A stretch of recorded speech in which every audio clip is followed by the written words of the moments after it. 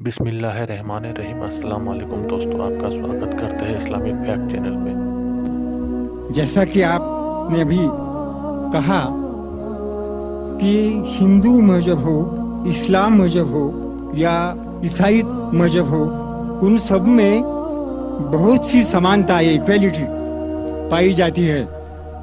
फिर भी इन मजहब को लेकर सदियों से संघर्ष, कॉन्फ्लिक्ट और मनमुटाव क्यों? इस संदर्भ में मेरा मानना है कि यदि मजहब ही आपको चाहिए तो इंसानियत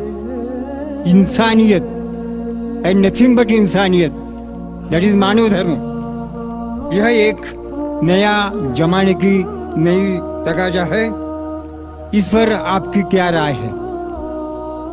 हमारे हिंदू भाई ने बहुत अच्छा सवाल पूछा है कि ईसाईयत में, इस्लाम में, हिंदू धर्म में काफी अक्सानियत है, फिर भी संघर्ष है, हमेशा लड़ना झगड़ना। हम सिर्फ मानना चाहिए इंसानियत, हम मानना चाहिए ह्यूमैनिटी। लेकिन मैं ये पूछना चाहता हूं, ये किताब इंसानियत किसने लिखी? क्या पाते कोई किताब जिसका नाम इंसानियत है? इस्लाम में एक मुसलमान अच्छा मुसलमान हो ही नहीं सकता तब तक जब तक वो अच्छा इंसान नहीं। अगर मुस्लिम अच्छा इंसान नहीं तो मुस्लिम हो ही नहीं सकता। अच्छा इंसान होना बहुत जरूरी है। आप कह रहे हैं कि स्कूल 10th स्टैंडर्ड पास करो, मैं कह रहा हूं ग्रेजुएशन करो। तो इंसानियत is 10th standard, Islam is graduation, post graduation एकदम। इस किताब कुरान में आप एक भी आयत नहीं दिखा सकते जो इंसानियत के खिलाफ है। मैं जानता हूं कई दुश्मन इस्लाम, क्रिटिक्स ऑफ इस्लाम ने किताबें लिखी इस्लाम के खिलाफ, क्योंकि उन्हें इस्लाम का इल्म नहीं है। कुरान मजीद की एक भी आयत आप मुझे दिखा नहीं सकते जो इंसानियत के खिलाफ है। वो इंसानियत के बारे में ही कह रहा है। आप अगर जाएंगे कोई जंगल में और आप फल खाना चाहते, आपको पता नहीं कौन सा फल जहरीला है क्या नहीं, तो आप पूछेंगे ना किससे तो पूछेंगे भाई कौन सा जहरीला है क्या नहीं। आप खुद अगर कोशिश करेंगे तो बहुत जल्दी आप गलत फल खा के मर जाएंगे। आप जब बीमार होते जाते डॉक्टर के पास, सही? तो इसी तरीके से अल्लाह सुब्हाना व तआला, खुदा ने इंसानों को बनाया है। खुदा से बेहतर कौन जानता है जिंदगी किस तरीके से जीना चाहिए? खुदा दुनिया के सबसे बड़े डॉक्टर, सारे डॉक्टरों को इकट्ठा करेंगे, उससे बड़ा डॉक्टर है हमारे बनाने वाला। तो हमें यह तहकीक करना चाहिए कि हमारे बनाने वाला, हमारा खालिक, हमारा खुदा किस तरीके से जिंदगी हमें चाहता है कि गुजारे।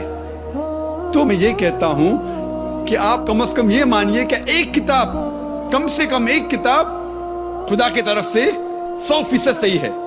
हिंदू कहेगा मेरी वेदा खुदा की किताब है, ईसाई कहेगा बाइबल, मुस्लिम कहेंगे कुरान। फिर मैं कहता हूं जो चीज इन तीनों किताबों में यकसा है, कम से कम उस पे तो अमल करो। जो इख्तिलाफ है, इख्तिलाफ होते हैं, मैं नहीं कहता हूं कि सारी चीजें यकसा है, इख्तिलाफ चीजों को बाजू रखो, कम से कम जो यकसा है उसके ऊपर तो अमल करो।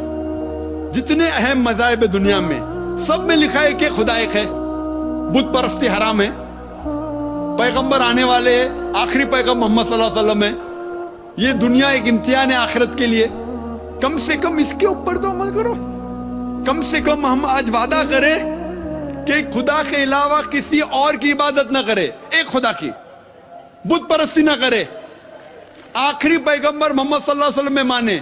सैकड़ों हवाले हैं वेदा में जिसमें लिखा है कि मोहम्मद सल्लल्लाहु अलैहि वसल्लम आने वाले हैं।